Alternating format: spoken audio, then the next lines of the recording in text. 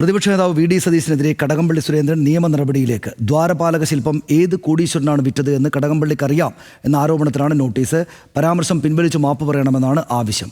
വിവരങ്ങളുമായി Anu V S ചേർന്നു. അനു, ഇന്നലെയാണ് അത് നിയമസഭയ്ക്കകത്തും പുറത്തും വലിയൊരു ചർച്ചാ വിഷയമായിട്ടും ഇരുവരും തമ്മിലുള്ളൊരു വാഗ്വാദമായിട്ടും മാറിയത്. ആദ്യം വി ഡി സതീശൻ ആരോപണം ഉന്നയിക്കുന്നു.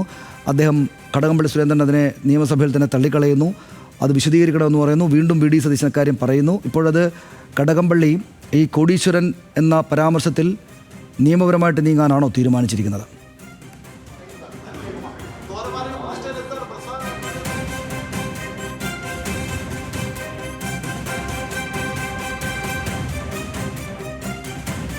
വി എസ് അനു വിശദാംശങ്ങൾ നൽകും. അവിടെ ഇക്കാര്യത്തിലെ പ്രധാനപ്പെട്ട വിവരം ഇത് തന്നെയാണ്. വി ഡി സതീശനെതിരെ നിയമ നടപടിക്ക് കടകംപള്ളി പോവുകയാണ്. ദ്വാരപാലക ശില്പം കോടീശ്വരന് വിറ്റു.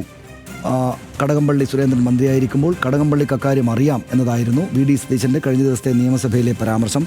അതേ തുടർന്ന് പെട്ടെന്ന് തന്നെ നിയമസഭയിൽ കടകംപള്ളി വന്ന് മറുപടി നൽകുകയായിരുന്നു.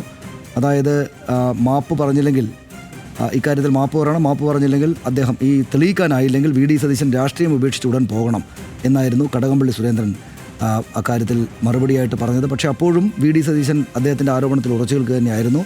ഇത് ഈ സ്വർണ്ണപ്പാളി വിറ്റു എന്ന കാര്യം കോടതി തന്നെയും പറഞ്ഞ കാര്യമാണ് എന്ന് വി ഡി സതീശൻ പറഞ്ഞു. പക്ഷേ അത് കോടീശ്വരനാണ് വിറ്റത്, അക്കാര്യം കടകംപള്ളിക്ക് അറിയാം എന്ന നിലപാടിൽ അദ്ദേഹം ഉറച്ചു നിന്നു. ഇപ്പോൾ വി എസ് അനു വിശദാംശങ്ങൾ നൽകും. അനു, വിവരങ്ങൾ എന്താണ്?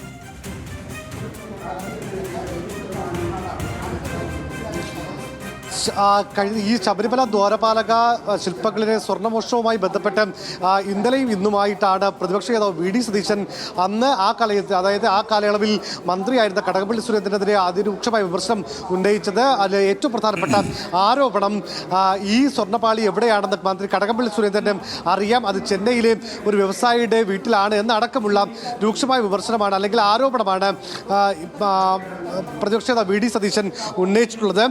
ഇന്നലെ സഭയിൽ ഇക്കാര്യത്തിന് കടകംപള്ളി മറുപടി പറയുകയും ചെയ്തു.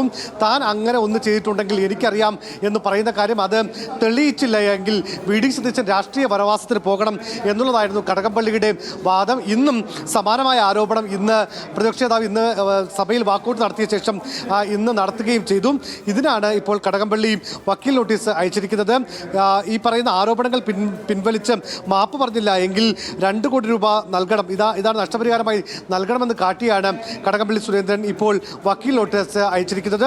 പരാമർശം പിൻവലിച്ച് മാപ്പ് പറയണമെന്നാണ് വി ഡി സതീശനോട് വക്കീൽ നോട്ടീസിലൂടെ മുൻ മന്ത്രിയും നിലവിൽ MLA യുമായ കടകംപള്ളി ആവശ്യപ്പെട്ടിരിക്കുന്നത്. സനീഷ്, ശരി, നന്ദി വി എസ് അനു ആ വിശദാംശങ്ങൾക്ക്. മറ്റു